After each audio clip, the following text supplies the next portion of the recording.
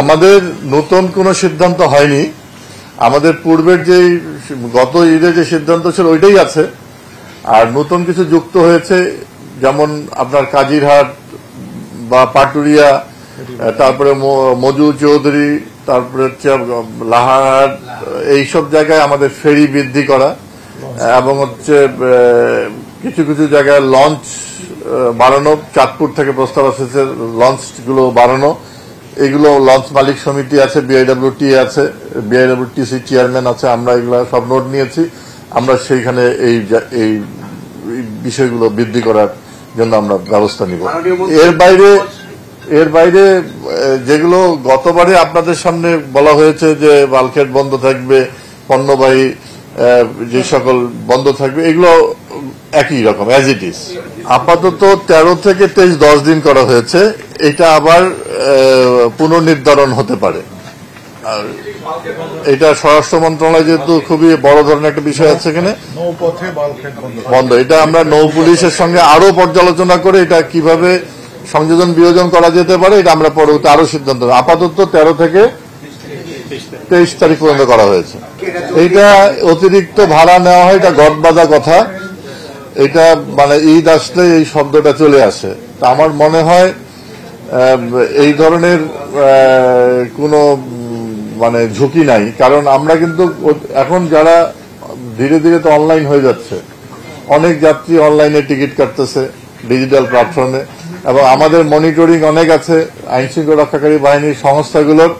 কাজে এই ধরনের এবং মালিকরাও যথেষ্ট আন্তরিক আছেন। কাজে আমরা যেটা বলতে চাই যে আমরা নৌপথে যেহেতু সড়কের পরিধি অনেক বেড়ে গেছে পদ্মা সেতু সহ বিভিন্ন নদীর উপরে সংযোগ স্থাপনের কারণে, কাজে আমরা খুবই বেশি মানে কনসার্ন আছি যে যাত্রী সেবা কত বেশি বাড়ানো যায়। এটা শুধু নৌ পরিবহন মন্ত্রণালয় বা টিএটিসি না, মালিকদেরও এটা দায় আছে, কারণ যাত্রী সেবা না বাড়লে কিন্তু যাত্রীরা বিমুখ হবে। কারণ আমরা চেষ্টা চালিয়ে যাচ্ছি প্রতিনিয়ত। আপনি দেখেন যে পদ্মা সেতু হওয়ার পরও কিন্তু অত্যাধুনিক বিলাসবহুল লঞ্চ কিন্তু নৌপথে নেমেছে। তার মানে এখানে মালিকদের আন্তরিকতার বিষয়টা আপনি বুঝতে পারছেন। আপনি যেটা বলে রশি ছিঁড়ে চলে গেছে, এটা সম্পূর্ণভাবে একটা দুর্ঘটনা।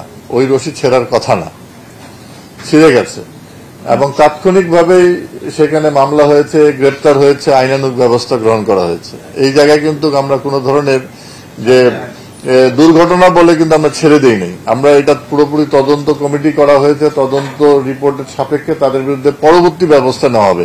আবার এর বাইরেও যে আইনানুগ যে ব্যবস্থাটা তাৎক্ষণিক নেওয়া হচ্ছে সেটাও কিন্তু চলমান আছে। আর আমি যেটা বললাম, যাত্রী সেবার ক্ষেত্রে আমরা আন্তরিক। এখন এই দেশে তো অনেক রাজনৈতিক দল আছে যারা নির্বাচনে অংশগ্রহণ করে না, কিন্তু নির্বাচন তো থেমে নাই, নির্বাচন হচ্ছে। তো এইরকম দেশ বিরোধী বা আইন বিরোধী কর্মকাণ্ড করার লোক তো দেশে আছে, নাই যে তা না। তো কাজে এই নৌপথের ক্ষেত্রেও কিছু মানুষ আছে যে এই ধরনের বিশৃঙ্খলা তৈরি করে সরকারের বা আমাদের সংস্থাগুলো ভাবমূর্তি নষ্ট করতে চায়। আমরা আজকের এই মিটিংয়ে গোয়েন্দা নজরদারি বাড়ানোর জন্য আমরা সুপারিশ করেছি, এবং যদি এই ধরনের কোনো ব্যক্তি বা গোষ্ঠী যদি এই ধরনের কর্মকাণ্ডে থাকে হয়রানির ক্ষেত্রে, তাদের বিরুদ্ধে যথাযথ ব্যবস্থা নেওয়া হবে। না, আমরা তো পদ্মা সেতু হওয়ার পরে আমরা অতিরিক্ত যাত্রী খুঁজতেছি, কিন্তু পাচ্ছি না। এখানে আবহাওয়া অধিদপ্তর থেকে আমাদের একজন প্রতিনিধি আছেন, তিনি বিস্তারিত বলেছেন, আবার আমরা তাদের প্রস্তাবের নোট নিয়েছি। আবহাওয়ার যেই আমাদের নির্দেশনাগুলো দিবে, সেই নির্দেশনা অনুযায়ী আমরা যথাযথ ব্যবস্থা নেওয়া হবে। আপনি ঠিকই বলেছেন যে আমাদের আবহাওয়া অধিদপ্তর থেকে বলা হয়েছে এই সময়টা এবারে খুব ঝুঁকিপূর্ণ।